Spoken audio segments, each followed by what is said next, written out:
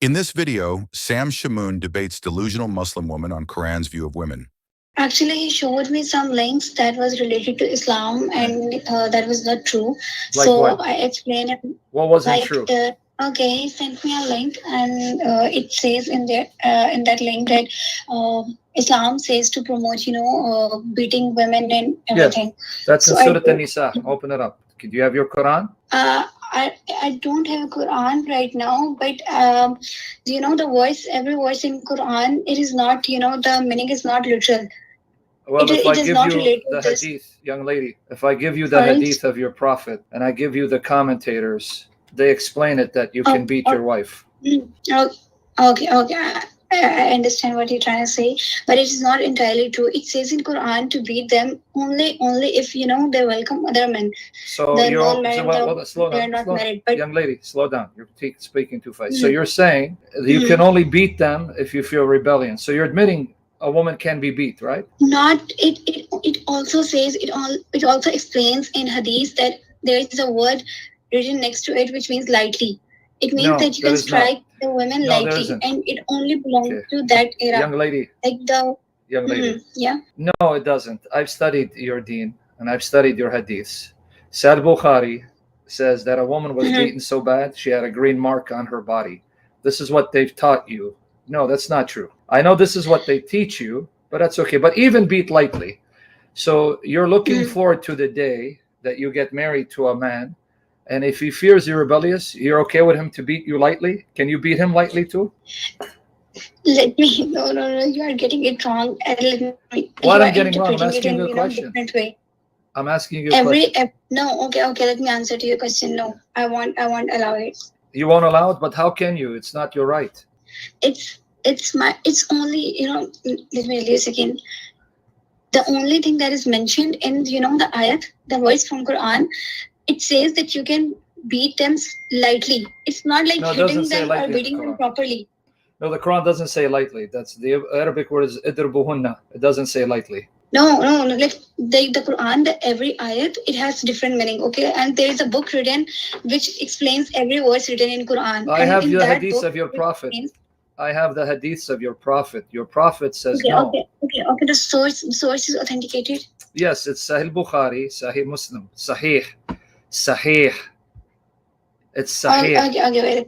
Okay. Let me Now here, just- before I give you that hadith, before I give you Bukhari, this is Asbab al-Nuzul al-Wahdi. He's going to give you some hadiths. I just sent you the link, so you don't think I'm lying, okay? Asbab al-Nuzul al-Wahdi. And then I'll give you Ibn Kathir, and then I'll give you the Tafsir al-Jalalain, but I'll give you Bukhari from Muslim, but just patiently. Asbab al-Nuzul, that means the reason why the ayah was sent down. Asbab al-Nuzul means the reason why it's sent down. Nuzul, right? Sayyid Muqattal. This verse, men are in charge of women, was revealed about Sa'd ibn al-Rabbi, who was one of the leaders of the helpers, Nuqaba, and his wife Habiba bint Zayd ibn Abi Zuhair, both of whom from the helpers, Ansari. It happened, Sa'd hit his wife on the face because she rebelled against him. Sa'd hit his wife on the face. Then her father went with her to see the Prophet. He said to him, I give him my daughter in marriage, and he slapped her. The Prophet, now pay attention, said, let her have retaliation against her husband. As she was leaving with her father to execute retaliation, the Prophet called him and said, come back. Jibril has come to me, and Allah exalted as he revealed this ayah, this verse, right? The Messenger of Allah said, we wanted something while Allah wanted something else, and that which Allah wants is good. Retaliation was then suspended. Did you understand what I just read? Okay, now let me see if you did. When the woman got slapped in the face, the husband slapped her in the face. It wasn't lightly. The father went to Muhammad, your prophet, and he goes, okay, get the retaliation. But then the ayah came saying, no, the man has every right to slap his wife. So where did you get lightly from this? And I have more. I just want to see, where did you get lightly? So if I slap you in the face, that's light? Okay, I need you to finish whatever you are saying first, and I'll go. Okay, don't twist, because if you lie, your seat will be in the hellfire, stuck for Allah. You don't want to be hellfire. Okay, let me read to you. One more. Sayyid ibn Muhammad ibn Ahmed al-Zahid informed us, Zahir ibn Ahmed, Ahmed ibn al-Hussein, ibn Junayd, Ziyad ibn Ayub, Hushaym, this is the Sanad, Yunus ibn al-Hassan, reported that a man slapped his wife and she complained about him to the Prophet. Her family went with her, said, "O Messenger of Allah, so-and-so slapped our girl." The Prophet kept saying, "Retaliation, retaliation." And there's no other judgment to be held. But then this verse, men are in charge of women, was revealed. And the Prophet said, we wanted something and Allah wanted something else. Abu Bakr al-Harithi informed us, Abu Sheikh al-Hafiz, Abu Yahya al-Razi, Sahil al-Askari, Ari ibn Hashim, Ismail al-Hassan, who said, around the time when the verse on retaliation was revealed amongst the Muslims, a man had slapped his wife. She went to the Prophet and said, my husband has slapped me and I want retaliation. So he said, let there be retaliation. As he was still dealing with her, Allah revealed, men are in charge of women because Allah had made the one of them to excel the other. Upon which the Prophet said, we wanted something and my Lord wanted something different. Oh man, take your wife by the hand. So Allah said, no, she cannot retaliate. The man has a right to slap her. So do you know more than your Prophet? Go ahead. Okay. I understand everything you said. Okay. You just said. So you okay with that? I'm not okay with that, but I did not know about the thing you said and the tafsir and everything. But I have to search it up and Google it up, everything, and go through the tafsir to understand. There's always there's always an explanation or a reason behind it. Of course, you're brainwashed. So there's a good explanation for a man to beat you. You see? You are very brainwashed to think there's a good explanation. I'm not brainwashed. You have to go into the detail of everything before believing it, Oh, so you mean when I go to the tafsir and I go to the sunnah and I go to the mufassirin, oh, but I still need explanation. Come on, don't deceive yourself. Did you Google it up? Why did Prophet Muhammad sallallahu alaihi wasallam said this? Wait. Salad upon him, what you say? Why he said it? Yeah, he said it because I just gave it to you.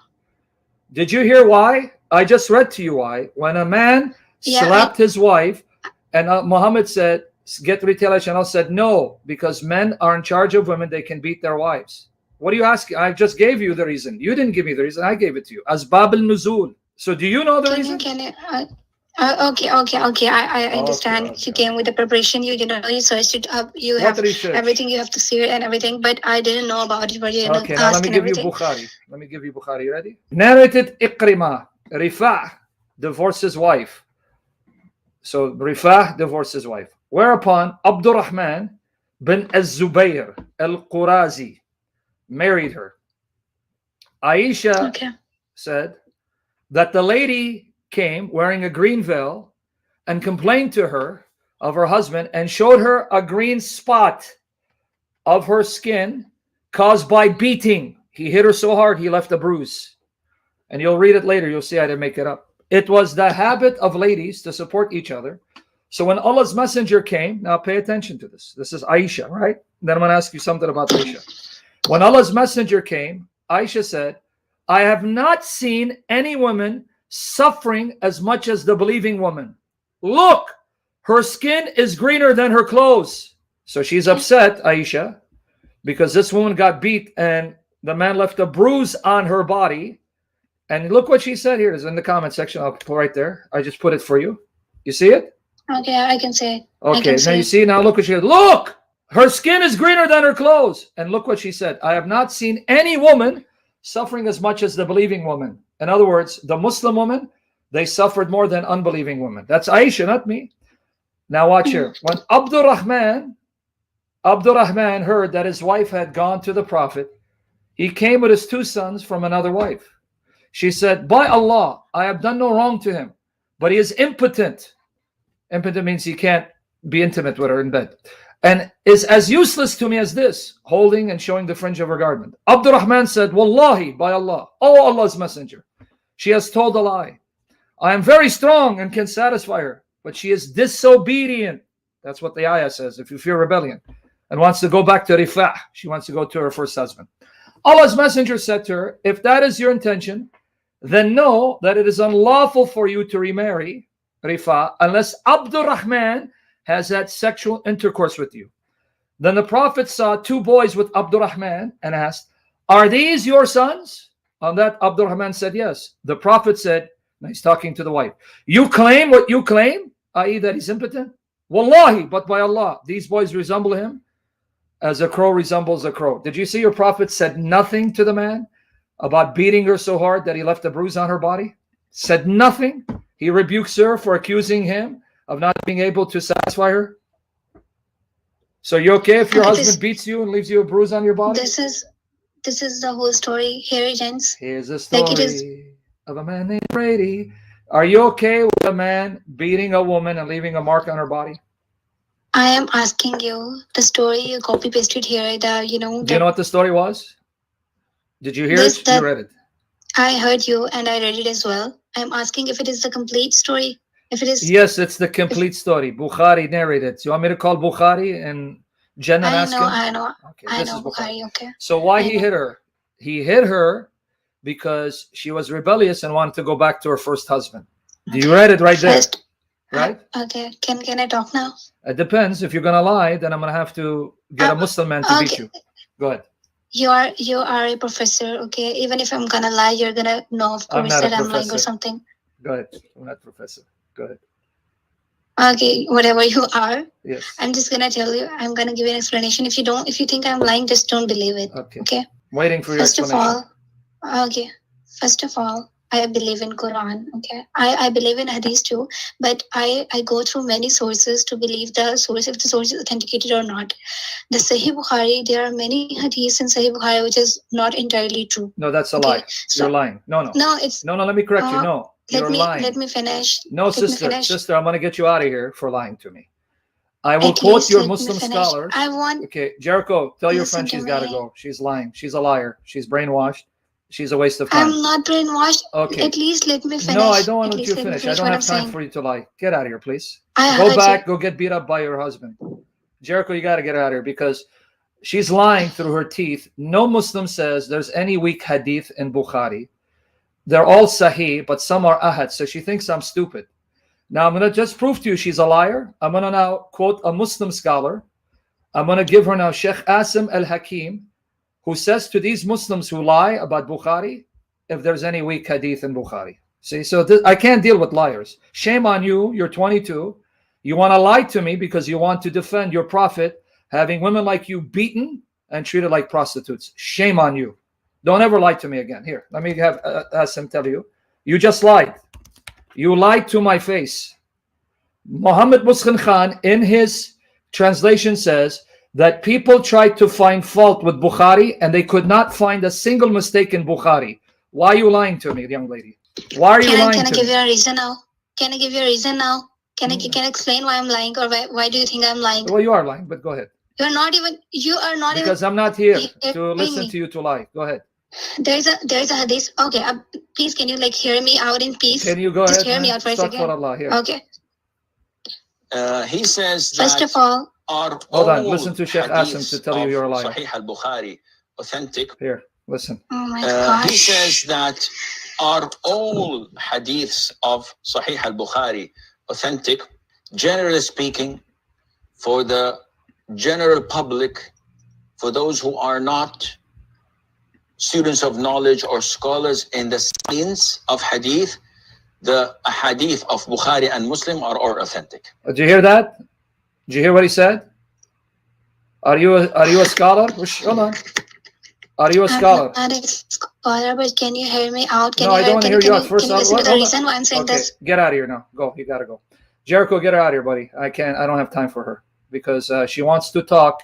Even though in Islam she's an Oda, she needs to be silent. I'm giving her the scholar. Says for someone who's not a scholar, they're all authentic. She still wants to argue with the scholars. So Jericho, you got to tell your friend to go, buddy. But it was a good conversation.